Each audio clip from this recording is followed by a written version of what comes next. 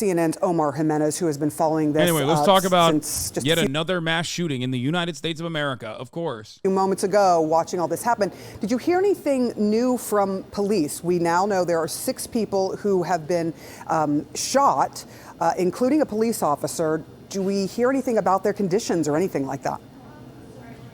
Well, you know, we got the tragic update as we're seeing that 5 people are dead, 6 taken to the hospital after this shooting. And obviously, when you first get reports of an active shooter, of an active aggressor, these are the types of reports that you worry about. Okay, CNN at the time said 5 killed, but now I'm looking at WLKY. Maybe they have a better update here, but their tally shows 4 killed, the 4 who were died, the 4 people who died. What the fuck is wrong with me? The shooter is dead. I think it's 4 plus 1. Oh, got it. The 4 people who died were all employees of the bank. LMPD identified them as Tommy Elliott, 63, Jim Tutt, 64, Josh Barrick, 40, and Juliana Farmer, 45. Elliott, the senior vice president, was a close friend of both Governor Andy Beshear and Mayor Craig Greenberg. We lost 4 of our children to God today, one of whom was one of my closest friends, Beshear said. 9 people were hospitalized in all, including at least 3 officers. One LMPD officer, Nicholas Wilt, was shot in the head and is receiving brain surgery. Holy fuck. Police aren't sure yet on a motive or how the shooter got the rifle. They did say he live-streamed the shooting somewhere on social media. SWAT swarmed his home in South Louisville. We're also told by a former employee that there's a typical sales meeting on Monday around 8:30, which is when the shooting happened.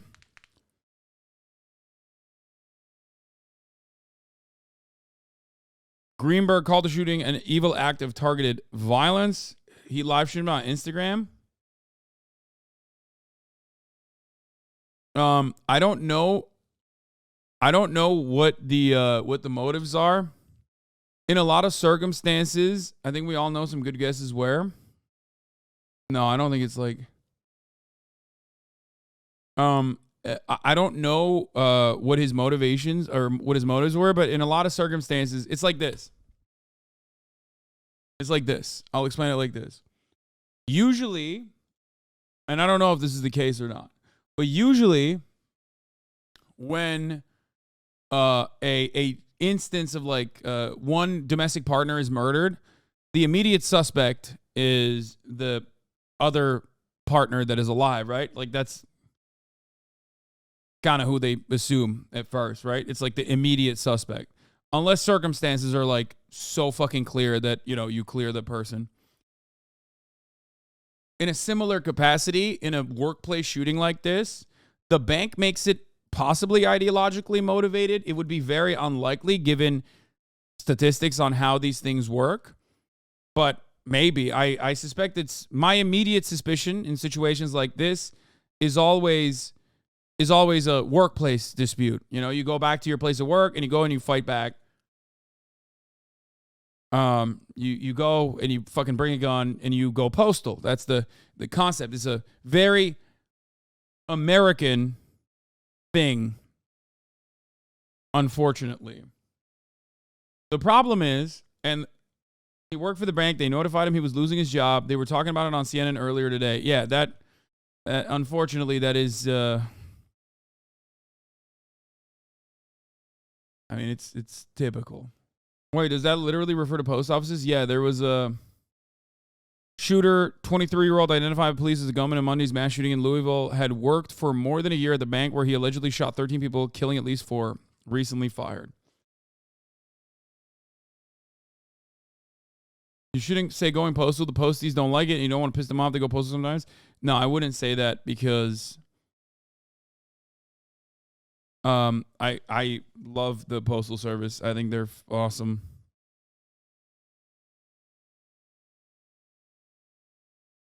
Anyway. So, the city has set up a family assistance center. The mayor said victims and family members should go to that location. In a video provided by the WLKY viewer, multiple loud pops that sound like gunshots could be heard, followed by someone screaming active shooter at the bank. Yeah, I thought it was like originally maybe like a bank robber or something, but it does seem to be a disgruntled former employee, which is usually how these things work. Unfortunately, that's like the extremely common meta. Why is it extremely common? Why don't they do this kind of thing in the UK, for example? Like, people get fired there. Why don't they do this kind of thing in Germany, for example? People get fired there as well.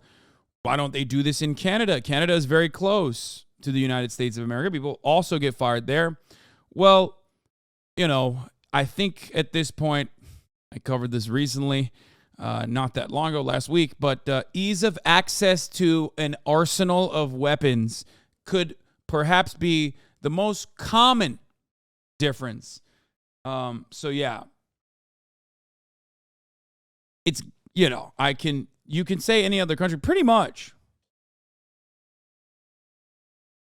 When you don't have social safety nets, when you don't have mental health treatment, when you don't have any kind of future prospects for yourself, when you're just constantly going in, day out, working for the man, and you have a gun, and then you get fired, a severely life-changing thing happens and you snap, no matter what happens, it's still going to end up with a situation like this. The situation updates to the casualties that we're seeing here, the fatalities that are being reported here. Now, one thing that we did learn from this as well is that the active aggressor threat, as they described it, was over. They said the suspected shooter has been neutralized, or the shooter has been neutralized at this point. We're also learning a little bit more about what was happening as this was unfolding, but this is coming from a witness account who was nearby, who spoke to one of our affiliates, saying he got a call from his wife who said there was an active shooter and that she was locked inside a vault at the Old National Bank here. And so the man called 911, but officers were already aware. This was happening around 8:30 in the morning there.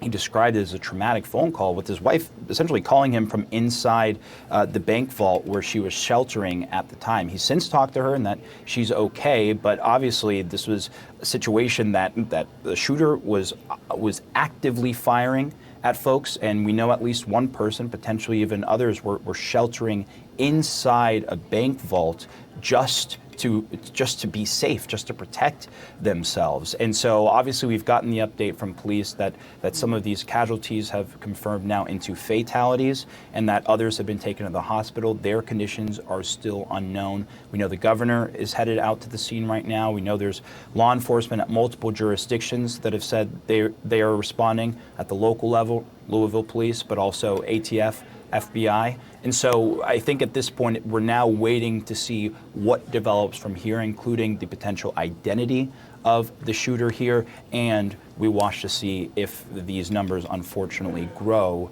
as they typically do when we get into the early stages of reporting mass shootings like these, Sarah. Really terrifying hearing that account from inside of the bank, a woman in a bank vault saying someone was shooting. There are lots of potential things that may have happened here. We don't know at this point if there was a robbery, if this was a disgruntled. We don't know anything about why, but we do know now 5 people have perished in this shooting. You've got one person who's been taken to the hospital. Omar Jimenez, thank you so much for following this story for us. Classified documents leaked. The Justice Department has launched an investigation into who leaked them and how, as the Biden administration looks. We all know guns don't actually cause gun violence. Not having enough guns do. Actually sweating the gay liberal agenda is the issue. True. No, the shooter's not alive. I think he's also dead. He got shot by the cops. Now, from what I understand, the cops arrived on the scene fairly quickly. It is a gun. It is a bank. You're going into a bank with a gun. Cops are going to arrive fairly quickly. However, even then, 4 people died and the shooter died as well. But 4 victims died, and 1 cop might actually die as well. He got shot in the head, and 9 people were injured, including that 1 cop that I just mentioned. Now,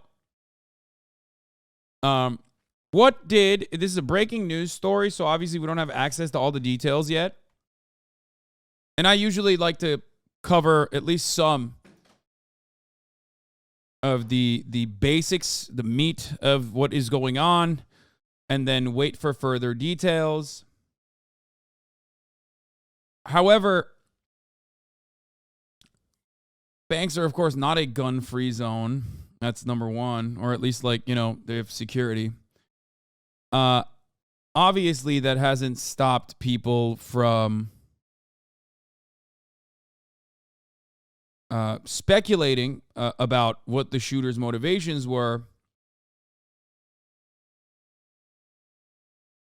Chat, are you complaining they arrived fast because it's a bank? There are humans in there too. Shut the fuck up.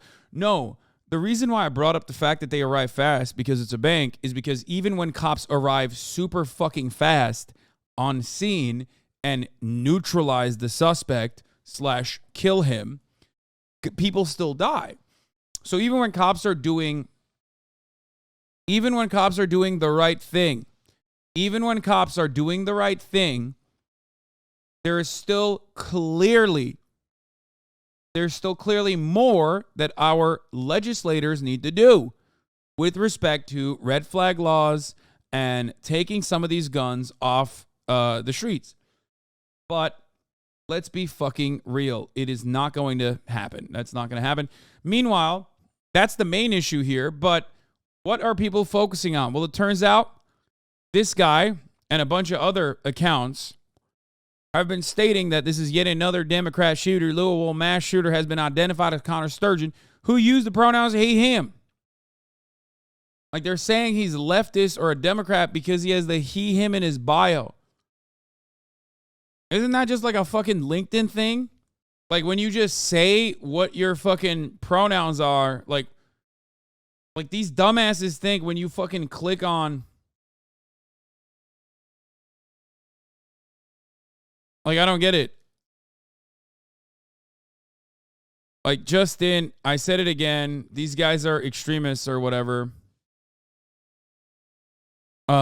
He says, Justin, Louisville mass shooter identified as Connor Sturgeon, who identified as he, him. I've said it again. It's not the guns. It's the pronoun extremist.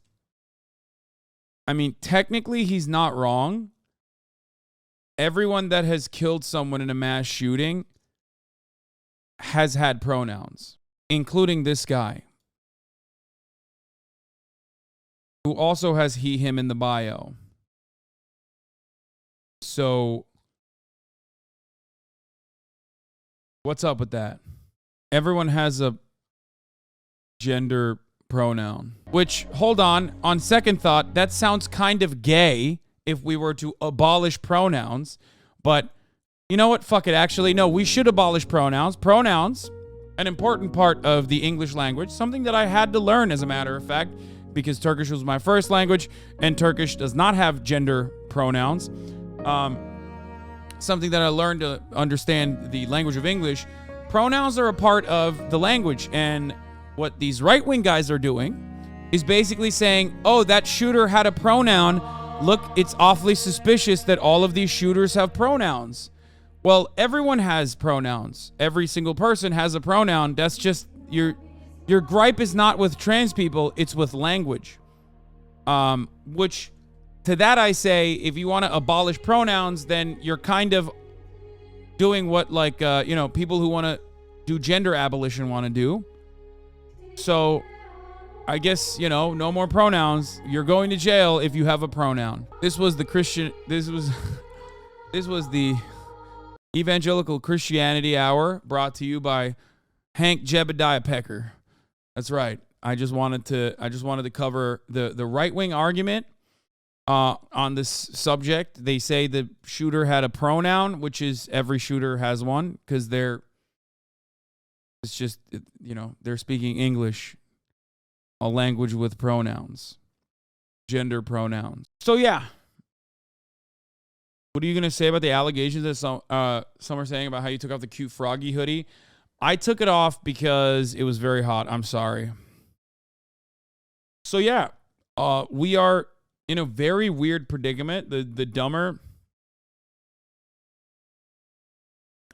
people get, I mean, I don't know. I just, people are just very stupid. Like, it just kind of sucks.